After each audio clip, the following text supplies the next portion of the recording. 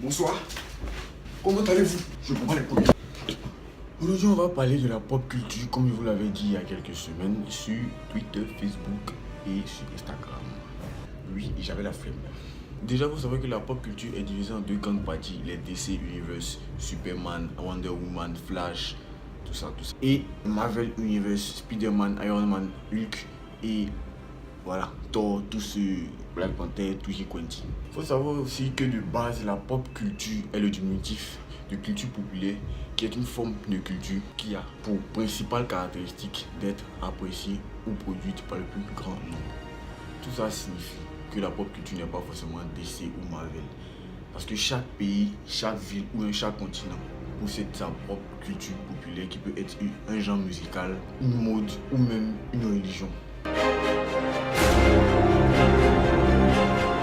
Je pense qu'il va te décevoir dès maintenant si tu penses que le petit vieux que tu vois dans tous les films Marvel depuis un certain temps est le fondateur de Marvel. Non, le vrai fondateur de Marvel s'appelle Martin Goodman. L'autre, c'est Stan Lee, l'un des personnages qui ont aidé à la construction de Marvel, un peu comme Joey Simon, Jack Kirby, Malcolm Wheeler, Steve Ditko et plein d'autres. On va pas tous les citer aussi, hein. Mais qu'est-ce que t'as cru, toi? Qu'est-ce qu'il a cru?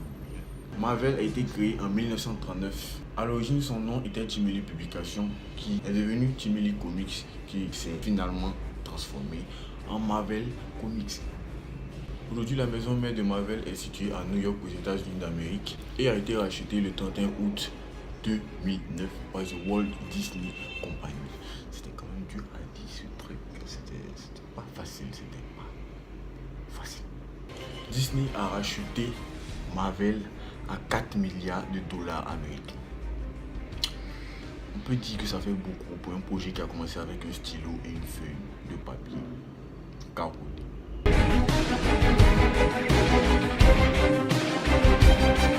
L'univers Marvel est composé de 4 types de personnages. On a les super-héros, les super-vilains, les entités, quelquefois cosmiques ou célestes, qui possèdent tous des super-pouvoirs. Et enfin, on a les sans défense. C'est le nom qu'ils ont décidé de leur donner parce que eux, ils sont pas forcément des humains, ça peut être des extraterrestres, des membres d'une autre race ou d'une autre planète. Voilà. Ils n'ont aucun pouvoir en particulier et se font la majeure partie du temps sauvés par les super-héros de la menace qui représente les super-vilains. Quant aux entités, quelquefois cosmiques ou célestes, elles sont généralement neutres. Elles ne font pas du mal ou du bien par plaisir ou par envie.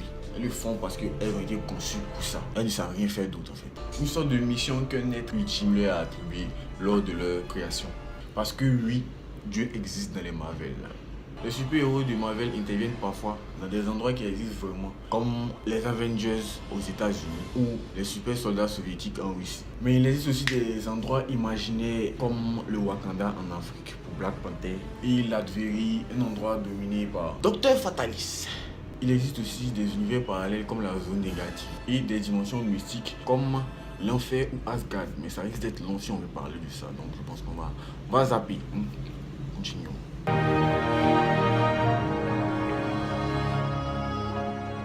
Depuis 1970, Marvel a conçu plus de 50 films, précisément 64. Oui, je sais, je pouvais le dire directement, mais ça fait beaucoup plus stylé, tu vois.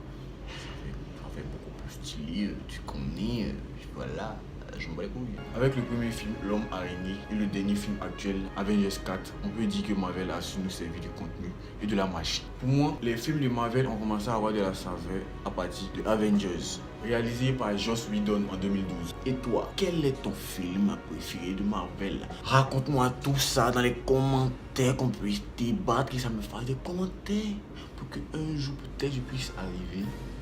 En tendance, ça peut m'arranger si tu vois ce que je veux dire. Et bien, je pense qu'on va se dire au revoir, c'est la fin de la vidéo. Si tu as aimé cette vidéo, ce genre de vidéo, tu peux liker, tu peux laisser un commentaire, tu peux partager sur tes réseaux. Mais si tu n'as pas d'amis, le jour où tu vas avoir amis, ils vont venir voir et puis ils vont aimer. Donne de la force, tout ça. Et je vais te mettre le lien de mes réseaux dans la description. Moi, je vais te dire au revoir, à bientôt pour une nouvelle vidéo. Voilà, petite parenthèse, je vais plus faire de vidéos pendant toutes les vacances. Voilà, parce que j'ai plus d'ordinateur et puis il faut que moi aussi je m'amuse. Voilà, je te laisse continuer, tu likes, tu t'abonnes et puis tu m'ajoutes sur mes autres réseaux. Voilà.